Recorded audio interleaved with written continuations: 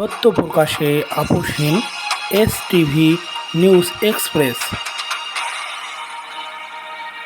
রাষ্ট্রপক্ষের আইনজীবী অ্যাডভোকেট সাইফুল ইসলামকে নির্মমভাবে হত্যার দায়ে সন্ত্রাসী সংগঠন ইসকন নিষিদ্ধকরণ ও সন্ত্রাসীদের দ্রুত গ্রেপ্তারের দাবিতে নীলফামারী জেলার জলঢাকা উপজেলার কৈমারীতে প্রতিবাদ ও বিক্ষোভ সমাবেশ অনুষ্ঠিত হয়।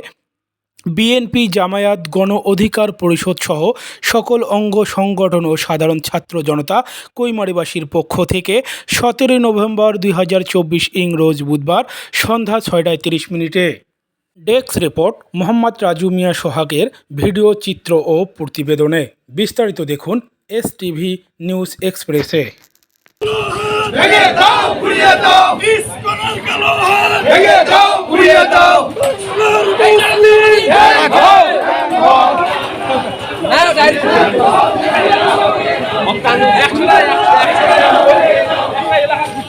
ভেঙে দাও, গুড়িয়ে দাও, হুঁশিয়ার সাবধান, হুঁশিয়ার সাবধান। আমরা যে কারণে আজ এখানে মিছিলে সকলে একত্রিত হয়েছি, আমরা গতকালের যে ঘটনা দেখেছি, এদেশের একটি জঙ্গি সংগঠন, যেই সংগঠনের নাম হলো ইসকন। এই ইসকন মুসলমানদেরকে সমূলে উৎপাটন করার জন্য ভারতের সহযোগিতা নিয়ে আমাদের দেশে কাজ করতেছে। এই মুহূর্তে গতকাল আমরা দেখেছি আমাদের একজন ব্যারিস্টার ভাইকে নির্মমভাবে জবাই করেছে। আমরা আরো দেখেছি আমাদের সবথেকে প্রাণ কেন্দ্র মসজিদ, সেখানে তারা আক্রমণ করে মসজিদকে ভেঙে ফেলেছে। এই মুহূর্তে মুসলমানদের করণীয় হলো আর আমাদের বিভক্ত থাকা যাবে না, সকল মুসলমান এক হইতে হবে, ইসকনকে রুখে দিতে হবে, এই বাংলায় ওদেরকে নিষিদ্ধ করতে হবে, তাদের মূল সহ উৎপাদন করতে হবে। মুসলমান বিভক্তি হওয়া যাবে না, মুসলমান দলে দলে হওয়া যাবে না, মুসলমান এক হইতে হবে। এদেশের যত বাতিল আছে সমস্ত বাতিলকে রুখে দিতে হবে এবং মুসলমানরা সবাই এক প্ল্যাটফর্মে এসে যত জঙ্গি সংগঠন, বাংলাদেশ বিরোধী যত সংগঠন আছে সবাইকে রুখে দিতে হবে। আমরা সকলে জানি এই ইসকন র এবং ভারতের দালালি করে তারা আমাদের দেশের মারাত্মক বড় ক্ষতি করতে চাচ্ছে। এই ইসকন ফেসিবাদের দোসর হয়ে এই দেশে আসতে চাচ্ছে। যেই ফেসিবাদকে সরাইতে আমাদের হাজার হাজার রক্ত দিতে হয়েছে, এদের ষড়যন্ত্র রুখে দিতে হবে।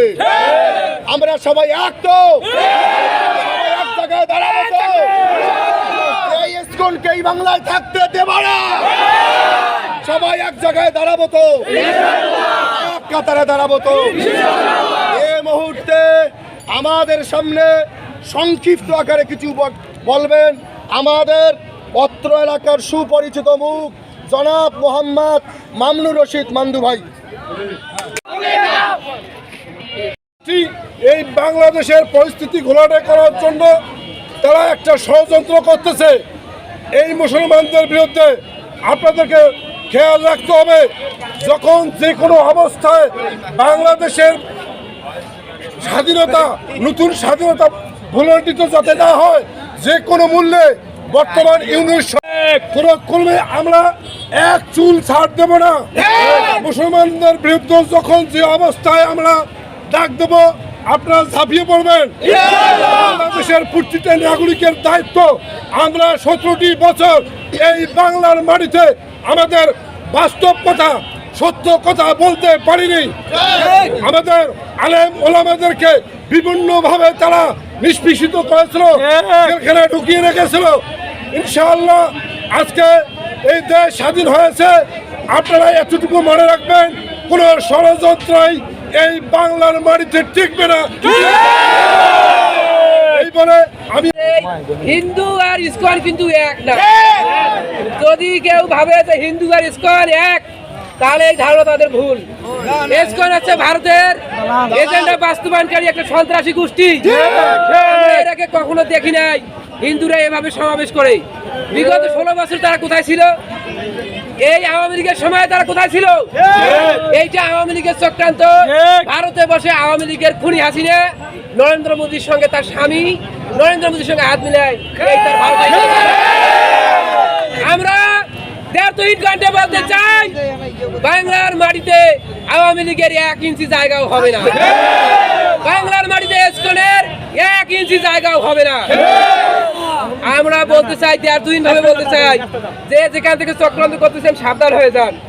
আমরা চাই আমাদের সাম্প্রদায়িক সম্প্রীতি বজায় থাকুক, যার যার ধর্ম পালন করুক, যে যেখানে আছেন নিজের অবস্থানে ফিরে যান।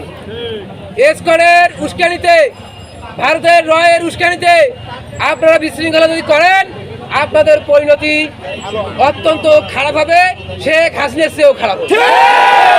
মনে রাখবেন, আমরা ছাত্র জনতা রাস্তায় কিন্তু এখনো আছি।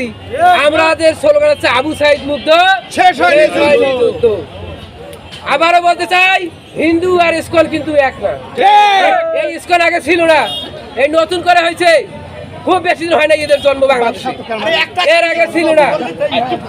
আবার বলতেছি, ইসকনের দালালি যেন কেউ না করতে পারে, আপনারা সতর্ক থাকবেন এবং কারো উস্কানিতে পা দিয়ে আপনারা আবার কোনো মন্দিরে বা অন্য কোথাও হামলা চালাবেন না। আমাদেরকে সাম্প্রদায়িক সম্প্রীতি যেন বজায় থাকে, আমাদের এই কথা ব্যক্ত রাখতেছি। সবাইকে ধন্যবাদ। আসসালামু আলাইকুম।